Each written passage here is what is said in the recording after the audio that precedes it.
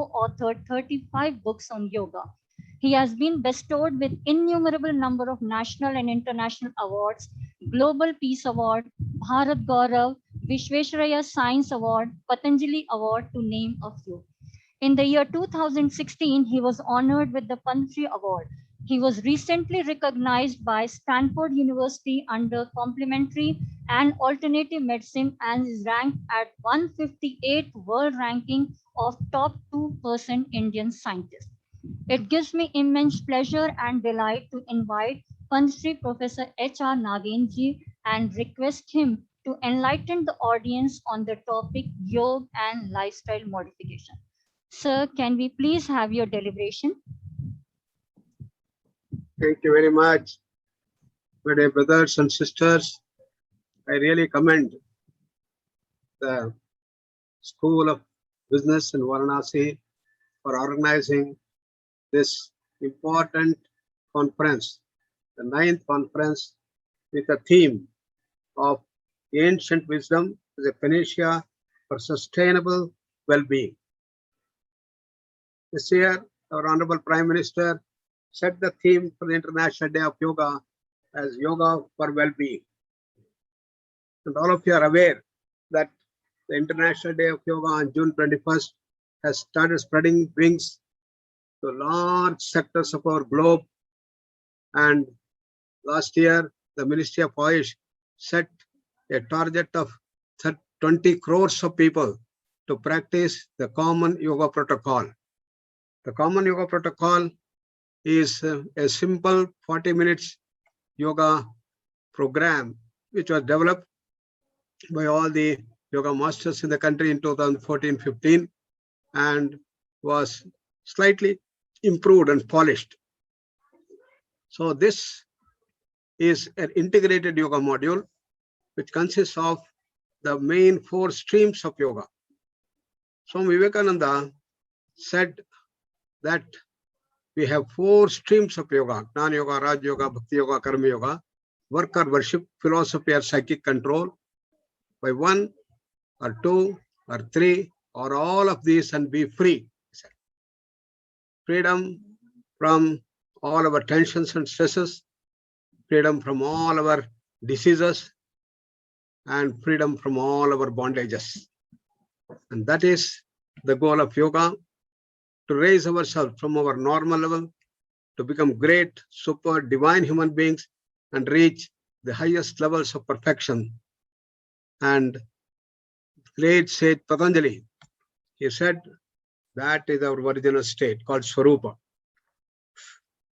To get at that original state called Purusha or Kaivalya or Swarupa, Vedanta called as the Moksha, he prescribed the way to gain mastery over the mind. We all have been developing ourselves to develop mastery over the mind by moving from the state of random mind, called a chanchalata, to develop our power of concentration. We all know the usefulness of concentration. And in that process, we become sharper, become more and more intellectual. Our sharpness increases, faster mind, quicker mind, brilliant mind, innovative mind, and creative mind starts coming up. And as a mark of progress, the speeding up also takes place. We all have developed. And unfortunately, Patanjali says that the second dimension, which is to calm down the mind, silence the mind, tranquil the mind, go to deeper and deeper levels of silence, has been grossly neglected. As our conference coordinator mentioned, Amit Sinha, that when the Britishers came, they completely ruled out this second dimension, because they had thought of only 2 states of mind.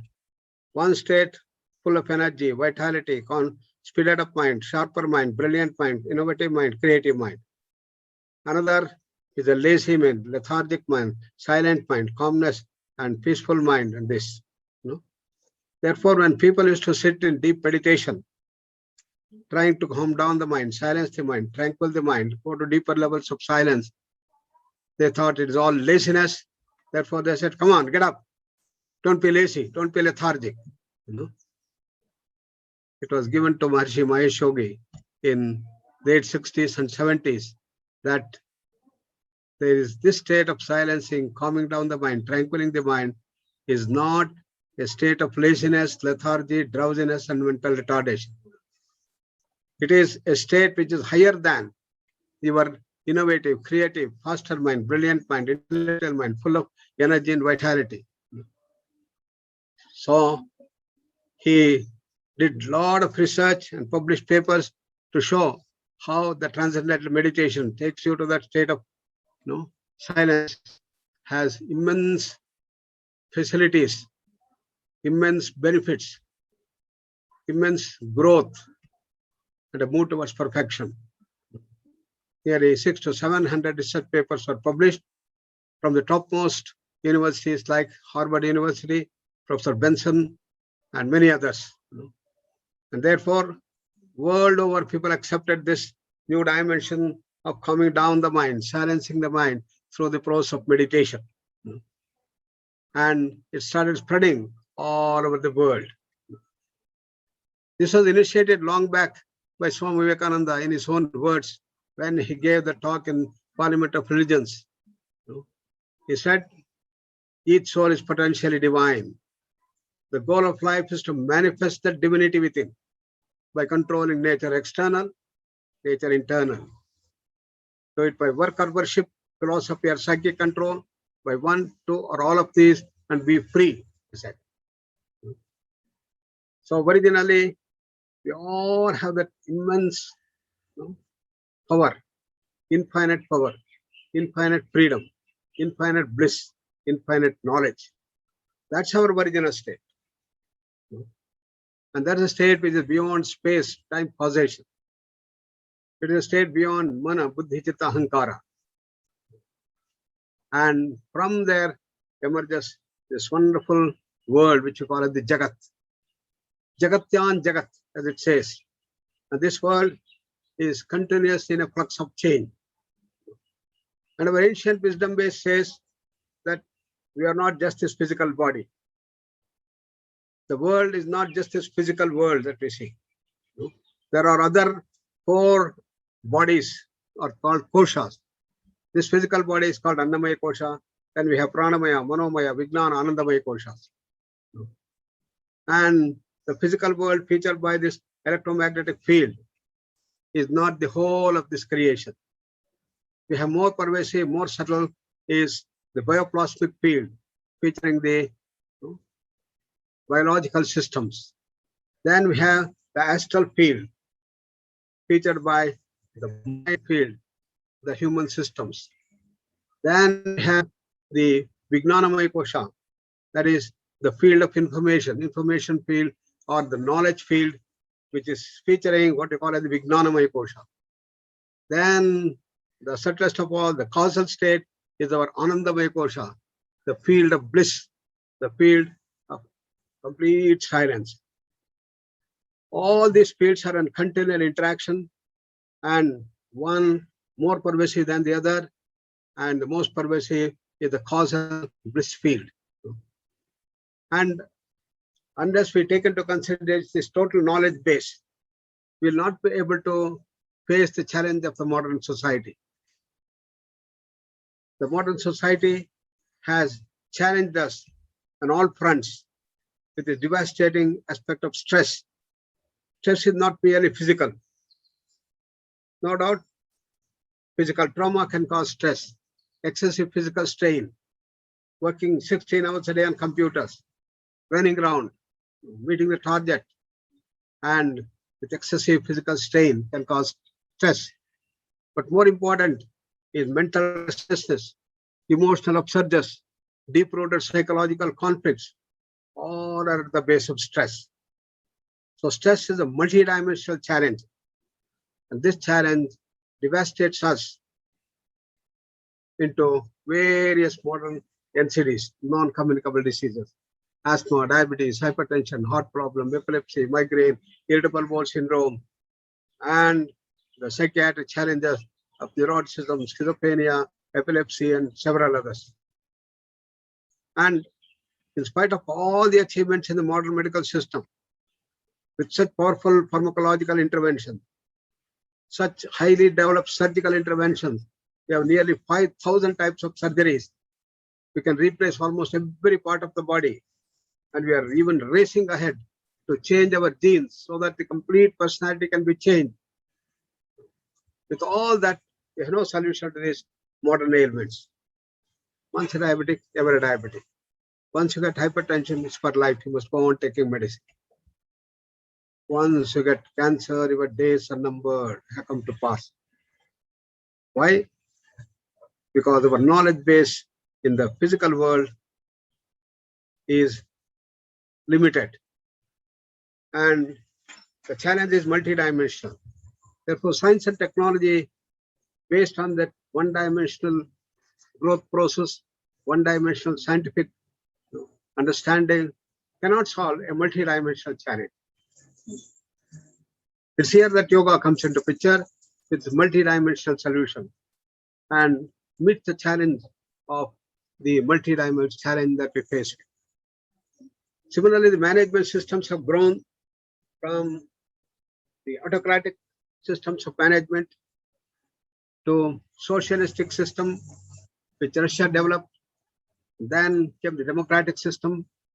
Then we had the total quality management, featuring the quality as the key things that have to address, and not merely the result or the profit. And it was able to win over the whole world. Small country, Japan, developed this total quality management with such immense capacities, and all the automobile industries, electronic industries, many things have been won over by the wonderful total quality management. While the results of such total quality management in terms of money, the finances developed so nicely, with the technology also growing, there arose also a huge expansion of the non-communicable diseases. And the traditional value started collapsing. The family ties started breaking. The marriage institutions started slowing down with large number of divorces. And the wonderful wisdom base which provided a lot of peace, harmony, love, compassion, and the happiness turned themselves into money-oriented, thrill-based social changes. So it was necessary that we had to expand even TQM, which of course brought such tremendous quality of products. We had to get into a higher system. Therefore, the management experts in our country, headed by various top experts, start bringing the Indian ethos into the management scenario. And we here in SVYASA, Swami Vivekananda Yoga Anusandhan Samsthan, with our collaboration with IIT Bangalore, IIT Mumbai, and also IIT Calcutta top experts, we all started looking at this holistic vision and developed a holistic systems management called HOLSIM. The objective is, as TQM has said, we have to use all the techniques that were used in total quality management to improve our quality of the product, and thereby the resource index is going to improve. But the people involved in the process, that is the heads and management experts and the workforce and the stakeholders, all should also maintain health. So health index is an important dimension that we brought in. Then the goal is not merely to maintain the health. As the World Health Organization says, Health is not merely absence of a disease or an infirmary, but a state of well-being at the physical, mental, social, emotional, and the spiritual levels. People should start becoming happier and happier day by day. The personality should grow. Therefore, the third is the personality index. How to move from tamas to rajas, rajas to sattva, started coming up and go to gunatita sthiti. And finally, our contribution index, contribution to the society, contribution to the world at large. And therefore, the holistic systems management was developed using these four of the objectives. So we developed the resource index, the health index, the personality index, the contribution index, forming a complex index, an integrated index. This should be the norm of building the society and not merely the index of finance. Therefore, Bhutan also took these things and started building the happiness index as an interesting thing. So as pioneers in Varanasi, your business school start looking at this holistic vision, which not only can bring about sustainable changes in all aspects of the society, not only in terms of the finances, the resources, but also in terms of the health and the growth of the personality and the contribution to the society. Our Indian wisdom base contained in the Upanishads, in the Yoga Shastras, and all the Shruti Parana, and in Nyaya Prasthana, all the three Prasthanas and epics and others have all this knowledge immensely embedded in them and can be used. Therefore, I hope that this conference, the role of the ancient wisdom base of India as a panacea to meet the challenges of the modern society and sustainable well-being can throw light on the total dimensions. And it is such a wonderful thing that you have organized, Amit Kishorji, and I congratulate you and the director of the institute and all of you for organizing this wonderful conference. I am quite confident that this conference will bring new dimensions to build the management system for health, harmony, love and peace and happiness in the society by building a total management system, adding dimensions to the total quality management developed by Japanese. And that will be the great contribution of India to forge ahead. While the whole world is looking after India, looking towards India to give directions to not only health and to bring peace, harmony, and love to everyone. India had proven such a thing that it can happen to build ideal social orders which can be brought back again through these things. So thank you so much for giving me this opportunity to share with you some of the dimensions which our ancient masters had developed in our country. And we should all study these Indian systems with great interest, commitment, and dedication, and unravel the secrets that have been put forth, whether it is the Chanakya's Arthashastra, or whether it is the Bhagavad Gita, or the Patna Yoga Sutra, or the Upanishads, or the epics, Ramana, Mahabharata, or the Puranas, such huge amount of literature, such ocean of knowledge, wisdom base is available, and we should all get familiar with that. Therefore, the management courses should include the study of these dimensions, whether it's a MBA or BBA or diplomas and other things. And therefore, our management experts who can spread this everywhere to bring this knowledge base to the world at large, you have a great responsibility as management experts to bring forth this dimension, to bring the ancient wisdom base for sustainable transparency and growing and building ideal social orders. Thank you very much. Namaskar. Dhanyavad. Thank you so much, sir, for such a knowledgeable and exemplary insight on yoga and lifestyle modifications. We are indeed honored and blessed to have got an opportunity to listen to such a knowledgeable person. There is more treasure in books than in all the pirates' loot on Treasure Island. Books open your mind, broaden your mind, and strengthen you as nothing else can.